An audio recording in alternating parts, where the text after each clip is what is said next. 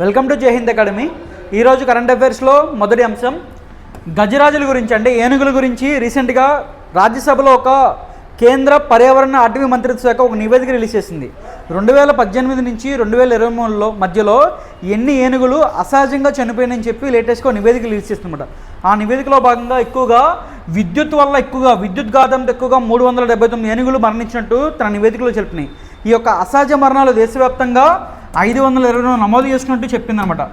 రైలు ప్రమాదాల వల్ల 75, అలాగే వేటగాల వలలో చిక్కి 47, విషప్రయోగం వల్ల మొత్తం 21 ఏనుగులు, మొత్తం 522 ఏనుగులు చనిపోయినట్టు కేంద్ర పర్యావరణ అటవీ మంత్రిత్వ శాఖ చెప్పిందనమాట. సో ఏంటంటే మనకి దీనిలో భాగంగా మనకి స్టాటిక్ పార్ట్ గుర్తుకు రావాలి. ఏంటంటే ప్రాజెక్ట్ ఎలిఫెంట్.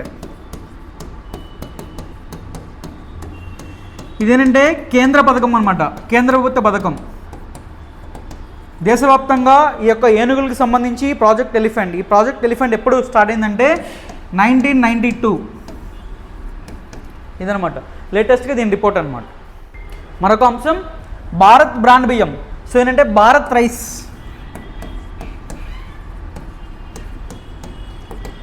సామాన్యులకి తక్కువ ధరకే ఒక బియ్యాన్ని అందుబాటులో ఉంచాలని చెప్పి కేంద్ర ప్రభుత్వం యోచిస్తుందన్నమాట. దానిలో భాగంగా ఇప్పటిదాకా ఉన్న భారత్ బ్రాండ్ పేరు మీద గోధుమలు, అలాగే శనగలు గవర్నమెంట్ విక్రయిస్తుందన్నమాట. ఇది వచ్చేసరికి కేజీ 27.50, ఇది వచ్చేసరికి 60 రూపీస్ పేరు మీద కన్నా భారత ప్రభుత్వం భారత బ్రాండ్ పైన శనగలు అలాగే గోధుమలు విక్రయిస్తుంది. సో లేటెస్ట్గా ఏంటంటే ఇన్ఫ్లేషన్, ధరల పెరుగుదలను తగ్గించి కిలో 25 రూపాయలకే ఇవ్వాలని చెప్పి భారత్ రైస్ పేరు మీద కేంద్ర ప్రభుత్వం కొత్తగా స్వీకారం చూస్తుందన్నమాట. మరొక అంశం జలాంతర్గామిలో ద్వారక చూడొచ్చు. ఇటీవల కాలంలో గుజరాత్ గవర్నమెంట్, సో ఏంటంటే ఒక భక్తుల విశ్వాసం ఏంటంటే ద్వాపర యుగంలో శ్రీకృష్ణుడు సంబంధించి విశ్వకర్మ సహాయంతో ఈ యొక్క ద్వారకా నగరాన్ని నిర్మించినట్టు మనకి పురాణాలు చెప్తున్నాయి అనమాట. దానిలో భాగంగా ఆ యొక్క ద్వారక అనేది అరేబియా సముద్రంలో మునిగిపోయి ఉన్నట్టుగా ప్రజలు విశ్వసిస్తున్నారు. దానిలో భాగంగా గుజరాత్ టూరిజం ఏం చేసిందంటే కొత్తగా ఒక జలాంతర్గామిని స్టార్ట్ చేయబోతుంది. సబ్మెరైన్. ఈ యొక్క సబ్మెరైన్ ఏం చేస్తుందంటే ఈ యొక్క అరేబియా సముద్రంలో దాదాపు అక్కడి నుంచి 300 అడుగులు కిందకి వెళ్తే కనుక అక్కడ సముద్ర గర్భంలో ఉన్న ద్వారకా నగరాన్ని చూడవచ్చు అని చెప్పి లేటెస్ట్గా ఒక ప్రకటన చేస్తుందన్నమాట.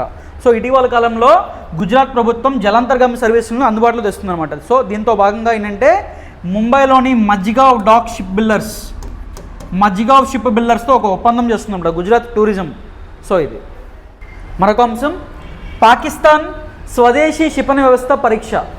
దేశీయంగా అభివృద్ధి చేసిన బహుళ ప్రయోగ క్షిపణి వ్యవస్థ ఫతా-2ను ఇటీవల కాలంలో పాకిస్తాన్ ప్రారంభించిందన్నమాట. సో దాని పేరు ఏంటంటే ఫతా-2 అంటారు.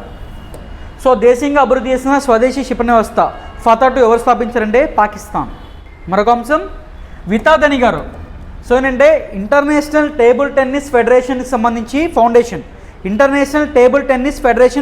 సంబంధించి గవర్నింగ్ బాడీ మెంబర్గా ఎంపికారనమాట. సో ఏమిటంటే భారతదేశం నుంచి మొట్టమొదటి మహిళ అనమాట ఇంటర్నేషనల్ టేబుల్ టెన్నిస్ ఫెడరేషన్కి సంబంధించి ఫౌండేషన్కి ఎంపిక అవ్వడం. సో ఏంటంటే ఈ యొక్క ఫౌండేషన్ అనేది 2018లో స్టార్ట్ చేయబడింది అనమాట. ఎవరు స్టార్ట్ చేశారంటే ఇంటర్నేషనల్ టేబుల్ టెన్నిస్ ఫెడరేషన్ అనమాట. ఈ ఫెడరేషన్ వాళ్ళు ఈ ఫౌండేషన్ స్టార్ట్ చేశారనమాట. సో ఎందుకంటే to attract more people in to sports అనమాట. ఈమె ఎవరంటే స్పోర్ట్స్ ఎంటర్ప్రెన్యూర్ అనమాట భారతదేశంలో. సో ఇవి ఇప్పటి వరకు ఉన్న కరెంట్ అఫైర్స్ ప్రతిరోజు మీకు జై హింద్ అకాడమీ యూట్యూబ్ ఛానల్లో అందుబాటులో ఉంటాయి. So please like, share and subscribe Jai Hind Academy YouTube channel. Thank you.